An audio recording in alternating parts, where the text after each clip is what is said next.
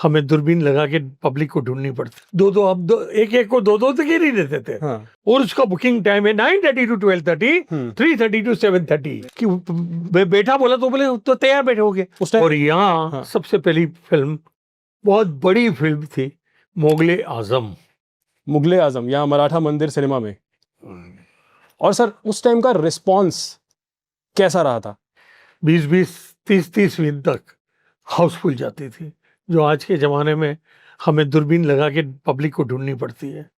OTT आ गया, हाँ जी, काफ़ी कुछ आ गया, हाँ जी, जिस पे घर में बैठे बैठे आराम से अपनी बीबी से फर्स्ट क्लास खाते खाते हम OTT पे देख लेते हैं। तो काफ़ी कंपटीशन आ गया है अभी।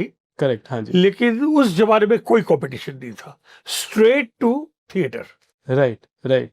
क्रेज अलग होता था सर उस जमाने में, बहुत वो क्रेज मैच नहीं हो सकता आज की डेट में। वो आज की तारीख में हो नहीं सकता, क्योंकि मुझे अभी भी याद है कि यहाँ पे 2 दिन पहले लाइन लगती थी, यहाँ पे ही सोते थे, यही खाते थे टिकट के लिए 2 दिन पहले लाइन लगती थी, एडवांस बुकिंग शुरू होने से 2 दिन पहले।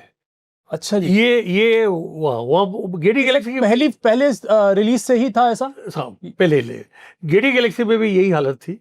अच्छा कि जो लाइन लगती थी वो मेरे विंडो से, मेरा कार पार्किंग पीछे है गेडी गैलेक्सी का। हाँ कभी आप गए हो तो हाँ जी, वहां तक जाते थे।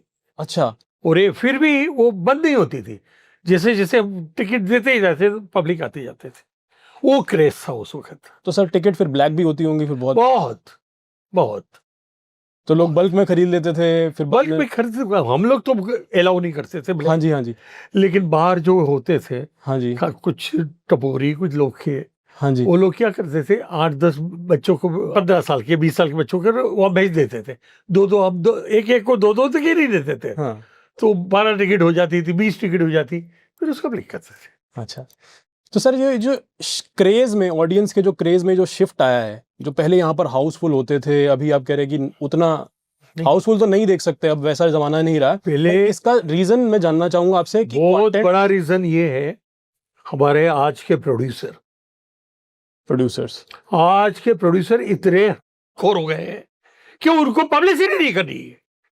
हमको यहाँ पे 4-5 वो दे देते हुए लिथोस बाहर लगा देते हैं, उससे क्या होता है? पहले तो पेपर पब्लिसिटी इतना मायने ही रखता था। हाँ कि हमारा इतने थिएटरों में, इतने शो में पिक्चर चल रही है। हाँ तो जी, पब्लिक देखती थी, पब्लिक को पता था। अभी नहीं। तो मार्केटिंग प्रमोशन नहीं हो रहा, मार्केटिंग प्रमोशन 0 है आज की तारीख में। अच्छा। बड़े में बड़े पिक्चर क्यों ना हो। अच्छा। और उसका तो सर इतना पैसा लगाते हैं प्रोड्यूसर। हाँ, लेकिन उसका खामियाजा भी भुगत रहे हैं। हाँ जी। O2 जैसी पिक्चर का कुछ दिमाग काम नहीं कर रहा है, कौन नहीं है उसमें। हाँ जी। ऋतिक रोशन से लेके कौन नहीं है। तो बड़े बड़े स्टार भी, आप ये सोचते हो बड़े स्टार लेके कामयाब हो जाएंगे, कामयाबी ऐसे नहीं मिलती। पहले बाहर लिथोस लगते थे, पेपर्स लगते थे। हाँ जी। भाई ये तारीख से, ये दिन से ये पिक्चर आने वाली है, और उसका बुकिंग टाइम है 9:30 to 12:30, 3:30 to 7:30, ऐसे लिखा जाता था।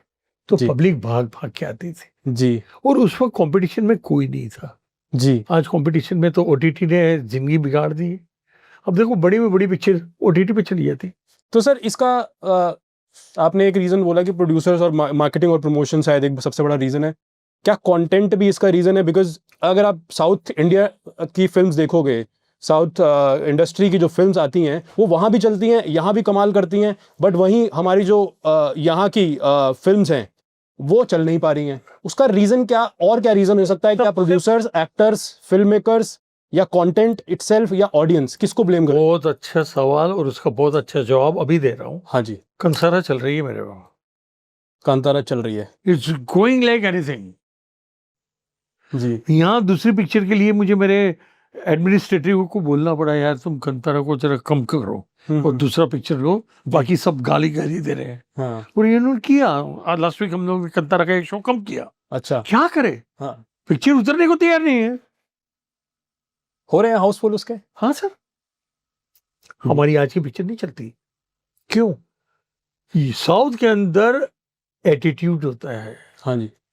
साउथ में क्यों सक्सेसफुल होते हैं? हीरो हीरोइन, रजनीकांत से देखे कोई भी तुम हीरो हीरोइन देखो जी, दे डेडिकेट हिमसेल्फ।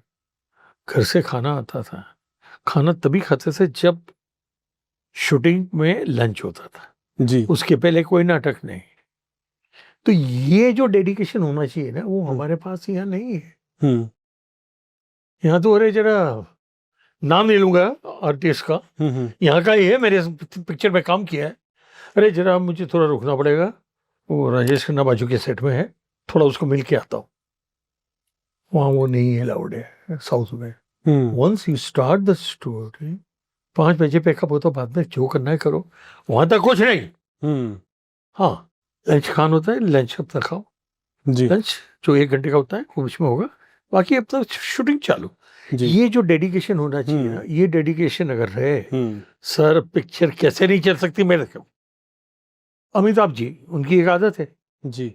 शूटिंग से 1 घंटे पहले आके, तो मुझे क्या एज ए प्रोड्यूसर, खुदा का वाम है, मेरे को महबूब स्टूडियो के मेन गेट पे खड़ा रहना पड़ता था।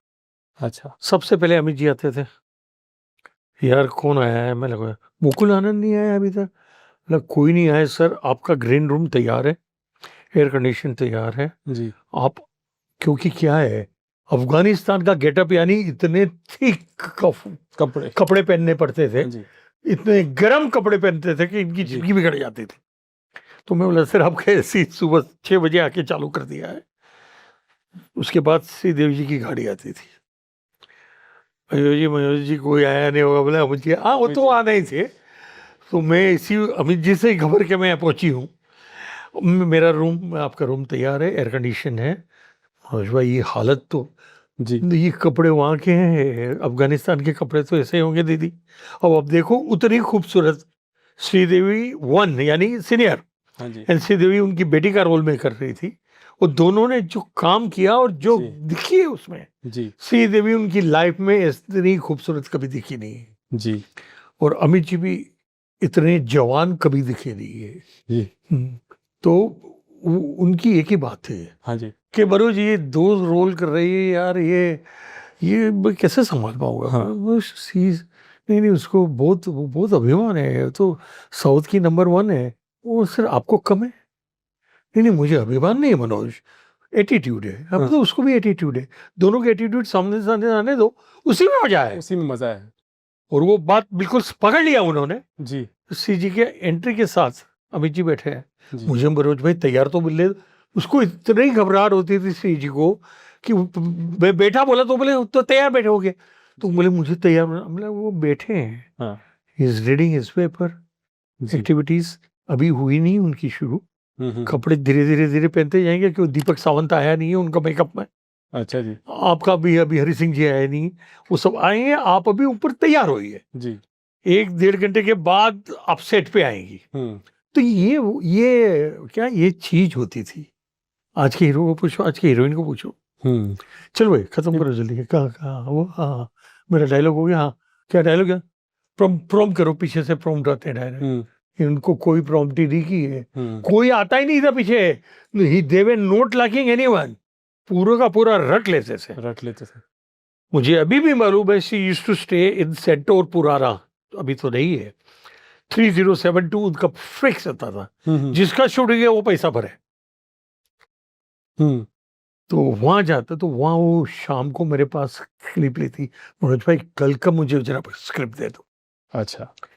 अभी दीदी आप, मैं उसको दीदी बोलता था, अरे मेरे से बहुत छोटी थी, अच्छा। लेकिन उसकी मदर को सबको बहुत अच्छा लगता था मेरे मुझसे दीदी बोलना, अमित जी को भी बहुत अच्छा लगता था। जी। जी। दीदी तो बोले मनोज भाई 2 बजे से 2:30 बजे तक पढ़ोगे, ये किससे मुकाबला है, अमित जी से, तो पढ़ लूंगा तैयार हो जाओगे। यही बात हुआ।